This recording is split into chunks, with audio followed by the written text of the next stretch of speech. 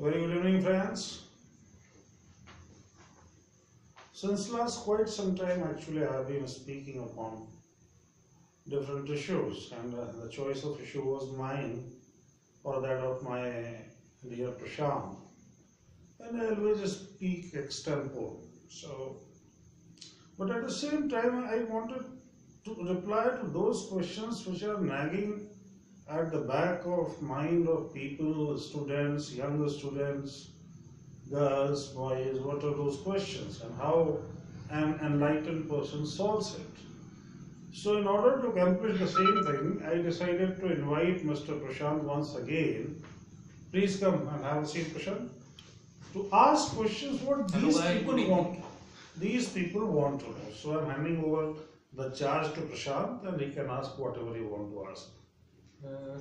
Guys, I will just ask some of the basic questions जो हम सब के लिए जरूरी है जानना कि वो है क्या चीज। मीन्स मैं पहले क्वेश्चन से स्टार्ट करना चाहूंगा जो कि बहुत ही बेसिक है। भगवान, who is God? Tell me sir about who is God. हम इतने दिनों से पूजा करते आ रहे हैं, इतनी मूर्तियां, यहाँ पे इतनी मूर्तियां, बट भगवान होता कौन है? हाँ प्रशांत, ये एक बहुत बेसिक क्वेश्चन है। हु इज गॉड के इंग्लिश में जो अपन ये सेंटेंस फ्रेम किया है, इसमें जो वर्ड हु आता है वो किसी एक व्यक्ति के लिए हो सकता है, लेकिन भगवान व्यक्ति नहीं है, वो सर्व विद्यमान ज्योति है। जो गॉड है उसके लिए क्लोजेस्ट टर्म इंग्लिश में सुप्रीम कॉन्शियसनेस आता है, लेकिन उसकी डेफिनेशन इसलिए पॉसिबल नहीं है क्योंकि वो टाइम और स्पेस में एग्जिस्ट नहीं करता है। और जो चीज सुप्रीम कॉन्शियसनेस में है, कॉन्शियस है, और जो चीज परिपूर्ण है, हर तरह से परिपूर्ण है, उसकी कोई भी डेफिनेशन बनाई ही नहीं जा सकती।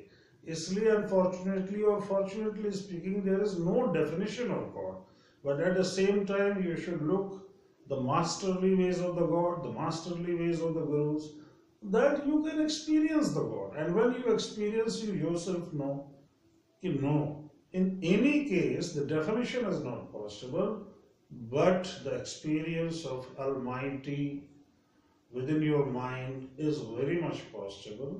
Normally the term God is generator, operator and destroyer, and this is how we see the God to be. But God in fact is ever pervading, and whatever is going on in the universe is actually because of the God, generated of the God. It is operated also out of the God and destroyed by God, as we say, because the Brahma, the God, is associated in all the forms which mind can think. And so, the God is everything. You should not really ask a question by view of having a definition. There is no This is definition. also one of the most famous quote that हर कण कण में भगवान है। हाँ, अब ये question मैंने किसी से पूछा था, so that fellow was actually giving very lofty answers to some of my questions. तो मैंने कहा कि एक कण ले आके मुझे दिखवा दो कि उसमें भगवान कहाँ है। तो बोले कि ऐसा कण कहाँ से लाऊं मैं कि भगवान कहाँ उसमें दिखा दूं। मैंने कहा फिर तुमने क्यों कहा कण कण में भगवान है? बोले कि मैंने सुना है ऐसा। मैंने कहा ठीक है, सुना है तो ठीक है, लेकिन जो गॉड है वो सब जगह है, क्योंकि पूरा टाइम स्पेस उसी से है। तो जब टाइम स्पेस उसी से है तो गॉड तो सभी जगह है, लेकिन गॉड टाइम स्पेस में नहीं। इस चीज को बहुत क्लियरली जानना चाहिए, समझना चाहिए कि जो गॉड है वो टाइम स्पेस में नहीं है, लेकिन टाइम और स्पेस गॉड से पैदा हुए हैं और गॉड के नेचर है, गॉड की प्रकृति है। तो ईश्वरीय प्रकृति है टाइम एंड स्पेस, लेकिन जो गॉड खुद है, जो ब्रह्म खुद है, जो ज्योति खुद है, जब आप उसको देखते हैं तो he is the परसेप्टर, he is almighty, he is all powerful, capable of really engrossing all the entire world, entire universe within its realm. And similarly speaking, there are so many different experiences. Prashant, frankly speaking, I have spent 25 years after my enlightenment. Until now, I have not found a definition. And every day in last 25 years, I come about a different experience. Yeah, can Yeah. we move on to the second question? We can move on to other questions also. So, sir, my second question is, what is the law of attraction? Law of attraction is actually supply and demand, the law of needs, the law of universe, the basic force behind the working of the universe. So, Sir, ha, I mean that law of attraction in a teenager. ha, That you can say that 70 to 20 year, there is an age in which the male attract with the woman and the women attract towards the male. So what is the fundamental right in the this? fundamental is this कि this is actually the benchmark. Attraction is the benchmark of the universe. अगर attraction नहीं है तो universe भी नहीं रह जाएगा. So attraction between male and female or in other form is benchmark of the universe, signature of the universe. So attraction is in itself basically universe. And everything over here has got some consciousness, so everything is attracting you in some way or other. But everything is maybe attracting, maybe not attracting, but it is leaving an impression about you. But the attraction between man and woman is actually the benchmark of the universe. The universe, I always say, has born out of attraction between love, between man and woman. The universe has born out of love between man and woman and other species also. Then they have taken up the creation of buildings and machines and all that. But the basic fundamental unit of the universe is humans and man or woman, and attraction is the mother of the universe. You should never undermine the power of attraction. We can say that it's a nature. Of course it's a nature. Of course it's a nature. And Nature it is has such a been nature. has been nature. And it is such a nature that you cannot deny it. Yeah. You can never deny it. Okay, sir, can we ask for the third question? Surely. This question relate to you, that spirituality. What is spirituality? You have by the way, guys, as you know that sir has crossed over the 5 stage of meditation, and his motto is meditation is life, as we can see in the painting. So, sir, explain what is spirituality. Spirituality is mother of all the mother of solution to all the problems. Spirituality is you, because you are not the body, you are the spirit. The spirit means Atma. Atma means which is timeless and formless. Spirituality means making your mind timeless and formless, pure and pure and pure and pure, and so pure that everything falls. When you become so pure, everything falls on your feet. You become God. Spirituality is the real nature of we people. Though there are many persons who may be criminals, somebody may be a businessman, somebody may be an officer. So by nature we call that he has an officer kind of nature, he is a criminal kind of nature. But the basic nature is that we are all spirits, we are all Atma. The spirituality is our basic nature, which we always forget, and that's why we remain unhappy. When we try to delve back, then we come to know this is spirit, this Atma, which the God Himself is. So, if you want to find one answer to this question in your language, spirituality is nothing but the enlightenment of the Godhood within yourself. Okay. Enlightenment to bring the Godhood within yourself. Yeah, I understood. So the third question is relating to the everyday life of a normal human being. You have heard about the someone says that always listen to your mind, and someone says that always listen to your heart. अपने दिल की सुनो, अपने दिमाग की सुनो. But what is the basic difference between the mind and the heart voice, sir? Heart, Prashant, heart is big enough to contain the entire universe. Mind is the child of the heart, and it contains a limited universe. And when your heart and mind meets, your mind again becomes so wide as heart itself, and the mind itself becomes universal. Mind is child and heart is the guardian. Heart is the father and mother. Heart is all engulfing. Heart is totally encompassing the universe in itself, whereas the mind is made up of your day-to-day experiences as much as you get. The mind is the limited universe, and this is what is the problem of the human mind is, because we always feel limited as long as we do not take up to spirituality. And when the heart and the mind meets, our mind also becomes universal because the mind itself becomes the heart.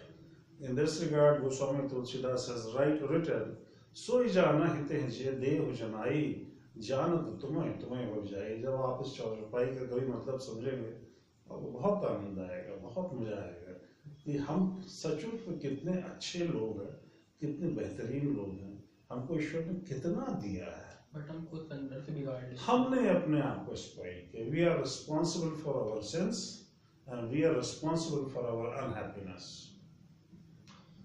Okay, sir. My question is over. Any other thing which you want to know, you can always ask. But as far as the responsibility of the word very responsibility is concerned, we are responsible for the sorrows in which we are living. And unfortunately, that situation is prevailing in a very larger population of India, and that is a matter of concern for me. And I am making experiments through my meditations to affect the climate environment of this country, and probably speaking by the grace of the God, and only God knows the truth, I am being able to do it successfully. But there are so many things, Prashant, and we have to be a bigger person, bigger people with a wider head. We have to be at least a person who can involve, who can accommodate both the genders, male and female, within us, so that we are as complete as possible. Now, the Hindu philosophy basically what it did was it did a mistake. We separated man and woman. So it is just like separating the Atma and its nature.